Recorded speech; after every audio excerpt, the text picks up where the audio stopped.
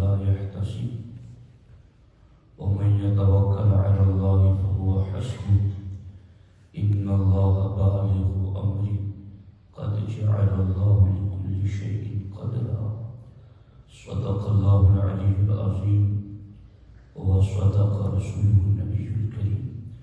انتہائی احترام و عقیدت کے ساتھ حضور سید المرسلین خاتم الانبیاء شفیع المذنبین رحمت للعالمین خاتم المعصومین راحت العاشقین صلی اللہ تعالی علیہ وآلہ واصحابہ وبارک وسلم کی بارگاہ میں اپنی غلامی کا ثبوت دیں، اور جس طریقے سے میں پڑھا ہوں میرے ساتھ مل کر عقیدت و محبت میں ڈوب کر حضور دل کے ساتھ نذران محبت پیش کریں۔ الصلاۃ والسلام علیک یا رسول اللہ، الصلاۃ والسلام علیک یا حبیب اللہ، الصلاۃ والسلام علیک یا نبی اللہ، وعلی آلک واصحابک یا نور اللہ، صلی اللہ تعالی علیہ وسلم۔ دوستان محترم، رزق میں برکت کے اسباب، اس موضوع کے حوالے سے چند باتیں آپ کی خدمت میں عرض کرنا چاہتا ہوں۔ دوستان محترم، کبھی کبھی بعض لوگوں کے ذہن و دماغ میں یہ خیال آتا ہے کہ میرے پاس مال زیادہ کیوں نہیں ہے، فلاں اتنا مالدار کیوں ہے، آخر سارے انسان مال و دولت اور سرمایے میں برابر کیوں نہیں ہوتے۔ اللہ رب العزت اس حوالے سے قرآن مجید میں ارشاد فرماتا ہے، اللہ یبسط الرزق لمن یشاء ویقدر، کہ اللہ جس کے لیے چاہتا ہے رزق کو وسیع فرماتا ہے، اور جس کے لیے چاہتا ہے اس کا رزق وہ تنگ فرما دیتا ہے۔ اللہ کسی کا رزق وسیع کرتا ہے، کسی کا تنگ کرتا ہے، کسی کو غریب رکھتا ہے، کسی کو امیر رکھتا ہے، کسی کو میڈیم اور متوسط درجے میں رکھتا ہے۔ آخر اس میں کیا حکمتیں ہیں؟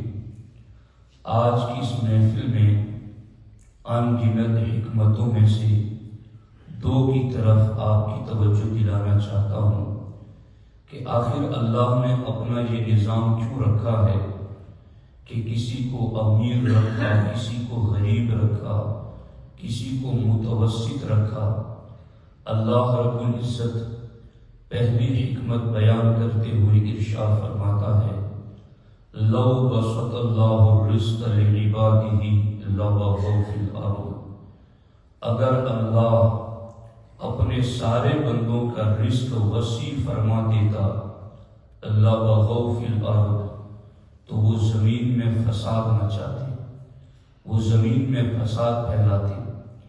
اس لیے وَلَٰكِن يُنَزِّلُ بِقَدَرٍ مَا يَشَاءُ، اس لیے اللہ تبارک و تعالی جتنا چاہتا ہے ایک مقدار کے مطابق رزق عطا فرماتا ہے۔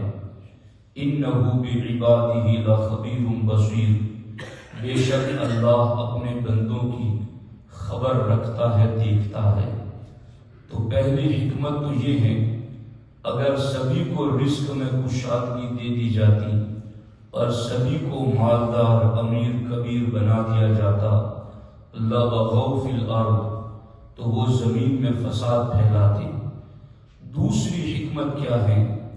اللہ کے رسول علیہ السلام فرماتے ہیں، اللہ کا فرمان ہے، حدیث قدسی ہے، اللہ تعالیٰ فرماتا ہے کہ میرے بعض مومن بندے ایسے ہیں جن کے ایمان کی بھلائی مالدار ہونے میں ہے۔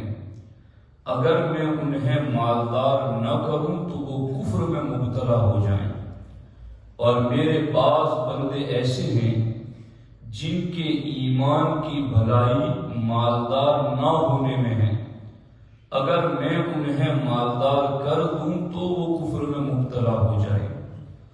اب آپ اور میں ہر کوئی اپنے اعتبار سے سوچیں کہ اگر اللہ نے کسی کو مالدار رکھا ہے تو وہ اس پر شکر ادا کریں، اور اگر اللہ نے کسی کو غریب اور تنگ دست رکھا ہے تو وہ اس پر رب کی رضا پر راضی رہے، اور وہ یہ تصور کریں کہ اگر میرے پاس مال زیادہ ہوتا تو کہیں یہ مال کی کثرت میرے لیے ایمان کے خسارے کا سبب نہ بن جاتی، اور جو مالدار ہے وہ یہ تصور کرے کہ اللہ نے مجھے یہ مال دے کر میرے ایمان کی حفاظت کی ہے۔ اگر مجھے غریب رکھا ہوتا تو میں مالداری کے شوق میں ایمان بیچ دیتا اور اپنے ایمان کو فروخت کر دیتا۔ اگر اس بیان کردہ اللہ کی حکمت کی طرف ہر مومن چاہے امیر ہو غریب ہو، تنگ دست ہو یا سرمایہ دار ہو، اگر ان حکمتوں کی طرف نظر رکھیں تو میرا ایمان کہتا ہے اسے امیری میں بھی لذت محسوس ہوگی اور اسے غریبی میں بھی ایمان کی مٹھاس محسوس ہوگی۔ اب آپ دیکھیں، میں نے جو آیت مبارکہ پڑھی ہے، یہ اتنی بات سن کر کہ کوئی اللہ کی بارگاہ میں شکوہ شکایت والا لفظ نہ بولے کہ میں غریب کیوں رہ گیا، آخر میرے ساتھ ایسا کیوں ہو گیا، بلکہ وہ شکر ادا کرے کہ تجھے زیادہ دیا جاتا تو کہیں تو بے ایمان نہ ہو جائے، تو تیرے ایمان کی حفاظت کے لیے تجھے نہیں دیا ہے۔ کسی کو دیا ہے تو اس کے ایمان کی حفاظت کے لیے دیا ہے۔ اب جس کو دیا ہے وہ پھر ایمان کی حفاظت ہی میں خرچ کرے، جس کو نہیں دیا ہے وہ ایمان کی حفاظت کے لیے غنیمت سمجھتے ہوئے رب کے فیصلے پر راضی رہے۔ اب آپ اگلا حصہ دیکھیں، میں نے جو آیت مبارکہ پڑھی ہیں، وَمَن يَتَّقِ اللَّهَ يَجْعَلْ لَهُ مَخْرَجًا، جب یہ آیت مبارکہ نازل ہوئی تو حضرت ابو ذر غفاری رضی اللہ تعالی عنہ بارگاہ رسالت میں موجود تھے۔ ہمارے آقا علیہ السلام نے ارشاد فرمایا، یا ابا ذر لو ان الناس كلهم اخذوا بها كفتهم، اے ابو ذر اگر سارے کے سارے ایمان والے اس آیت پر عمل شروع کر دیں تو تنہا یہ آیت سب کے لیے کافی ہو جائے، تنہا یہ آیت ان سب کے لیے کفایت کر جائیں۔ کیا ہے اس آیت کے اندر؟ اس آیت میں اللہ رب العزت نے رزق میں برکت کیسے ہوں اس کے دو سبب ذکر کیے ہیں۔ پہلا سبب تو یہ ہے وَمَن يَتَّقِ اللَّهَ يَجْعَلْ لَهُ مَخْرَجًا، کہ جو اللہ سے ڈرے اور تقوی اختیار کرے۔ اور دوسرا سبب کیا ہے؟ وَمَن يَتَوَكَّلْ عَلَى اللَّهِ، جو اللہ پر توکل کرے، اللہ پر بھروسہ کرے۔ تو تقوی اور توکل یہ دونوں وہ سبب ہیں، اگر مومن انہیں تھام لے تو اللہ ان کے رزق میں برکت عطا فرما دے۔ اب یہ تقوی اور توکل کیا ہے، اس حوالے سے تھوڑی وضاحت آپ کی خدمت میں رکھنا چاہتا ہوں۔ حضرت سیدنا عوف بن مالک اشجعی رضی اللہ تعالی عنہ صحابی رسول ہیں، بارگاہ رسالت میں حاضر ہوتے ہیں اور اللہ کے رسول علیہ السلام کی خدمت میں عرض کرتے ہیں، حضور میرا بیٹا جس کا نام سالم ہے، دشمنوں نے اس کو پکڑ لیا ہے اور اپنی قید میں ڈال دیا ہے۔ حضور اس کی ماں بیٹے کی جدائی میں بے قرار اور بے چین ہے، اور حضور دوسری تکلیف یہ ہے کہ غریبی، محتاجگی، تنگ دستی اور فقر و فاقہ کشی نے بھی ڈیرا ڈال رکھا ہے۔ تو آقا آپ کرم فرمائیں کہ بیٹا بھی قید سے دشمنوں کی چھوٹ جائے اور ہماری تنگ دستی بھی دور ہو جائے۔ حضور آپ کرم فرما دیں۔ ہمارے آقا علیہ السلام نے ارشاد فرمایا اتق اللہ واصبر وآمرک وإیاہا ان تکثر من قولی لا حول ولا قوت الا باللہ العلی العظیم۔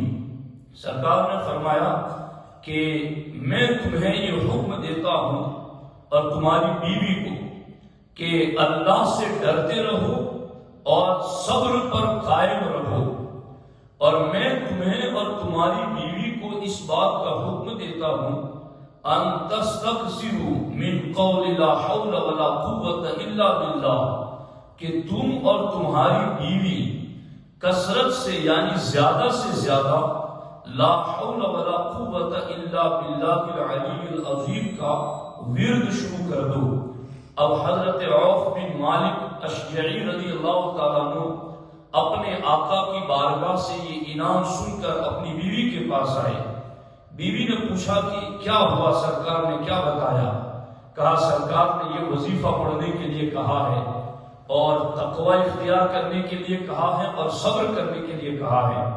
تو اس پاک باز خاتون نے کیسا جواب دیا، نعم ما امرنا بھی، ہمارے آقا نے ہمیں کتنا بہتر حکم دیا ہے۔ ممکن ہے کہ آج کی کوئی خاتون ہوتی تو وہ یہ کہتی کہ تم نے فقر و فاقہ کشی کی بات کی تو حضور نے کھجوروں کا ٹوکرا نہیں دیا تمہیں، حضور نے پیسے نہیں دیے، حضور نے سونا چاندی نہیں دیا تمہیں، دعا دے دی تو دعا تو ہمیں آتی ہی تھی، وظیفہ تو ہمیں آتا ہی تھا، حضور نے ایسا کیوں نہیں دیا جس سے غریبی دور ہو جاتی؟ یعنی آج کی بیوی ہو یا آج کا مرد ہو، وہ ہر وقت یہ سوچ میں پڑا ہوا ہے کہ ہمیں وہ دیا جائے تو ہمیں نظر آتا ہے، اور وہ صرف اور صرف دنیا ہی مانگتا ہے۔ یہ صحابی کو جب حضور نے کہا کہ لا حول ولا قوت، تم اور تمہاری بیوی کثرت سے پڑھو، تو بیوی نے بھی اطمینان کے ساتھ کہا نعم ما امرنا بھی، ہمارے آقا نے ہمیں کتنا بہترین حکم دیا گیا۔ اب دونوں میاں بیوی نے بیٹھ کر کے یہ وظیفہ پڑھنا شروع کر دیا۔ اب ابھی وہ وظیفہ عمل ہی میں تھا کہ دروازے پر دستک ہوئی۔ انہوں نے دروازہ کھولا تو سامنے ان کا بیٹا سالم کھڑا تھا۔ اب حالات یوں بنے کہ دشمنوں کی قید میں تھے سالم، ادھر ماں باپ نے وظیفہ پڑھا، دشمن ان سے غافل ہو گئے، دشمن ان کی طرف سے بے توجہ ہو گئے، وہ ان کی قید سے بھی چھوٹ گئی، اور ان کے 100 اونٹ اور 4000 بکریاں بھی ہانک کے لے آئے۔ اتنا زیادہ مال بھی حضرت عوف بن مالک اشجعی کے دروازے پر 100 اونٹ اور 4000 بکریاں قید سے چھوٹ کر آنا ہی بڑی بات تھی، مگر اتنا زیادہ مال بھی حضرت عوف بن مالک اشجعی رضی اللہ تعالیٰ عنہ بارگاہ رسالت میں پہنچے، عرض کیا حضور یہ میرا بیٹا بھی آ گیا ہے اور اتنا زیادہ مال لے کر آیا ہے۔ حضور مال تو آ گیا ہے مگر ہم مال دیکھ کر للچائیں گے نہیں، ہم نے وظیفہ بھی آپ سے پوچھا تھا، اب مال کے استعمال کا مسئلہ بھی آپ سے پوچھیں گے کہ حضور مال تو لے کر آ گیا ہے بیٹا، لیکن آپ بتائیں کہ اب یہ مال ہمارے لیے جائز ہے یا نہیں ہے؟ آقا آپ جو کہیں گے ہم وہ کریں گے۔ یہ طریقہ کار ہونا چاہیے۔ ایسا تو بہت ہوتا ہے کہ لوگ سرمایہ کے لیے خوب وظیفے مانگتے ہیں، پڑھتے ہیں، سرمایہ آنے کے بعد کتنے مسئلے پوچھتے ہیں کہ اب اس میں سے کس کا حق لگتا ہے، کتنا دینا ہے، کب دینا ہے اور کیسے کیسے رکھنا ہے، یہ کوئی نہیں پوچھتا۔ صحابی رسول نے مال لے کر بیٹا آیا تو پوچھا حضور اب اس کا کیا کریں؟ سرکار نے فرمایا یہی تو وہ رزق ہے کہ تم نے تقوی اختیار کیا تو اللہ نے تمہیں عطا فرمایا۔ یہ سبب تھا کہ تقوی اختیار کرو، اللہ تمہیں رزق میں برکت دے گا۔ انہوں نے تقوی اختیار کیا، سرکار نے انہیں پہلے ہی کہا تھا اتق اللہ واصبر، اللہ سے ڈرو، تقوی اختیار کرو، تو تم نے یہ تقوی اختیار کیا، اس لیے اللہ نے تمہارے رزق میں برکت دے دی، بیٹا بھی چھوٹ گیا، رزق میں بھی اتنی فراوانی ہو گئی۔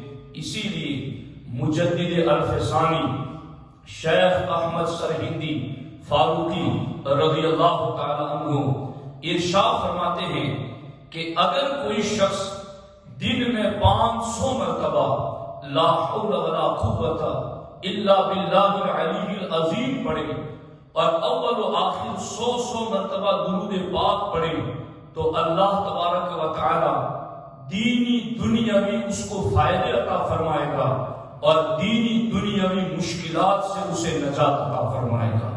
تو یہ وظیفہ بھی اپنے لیے یاد رکھیں اور اس پر عمل شروع کریں۔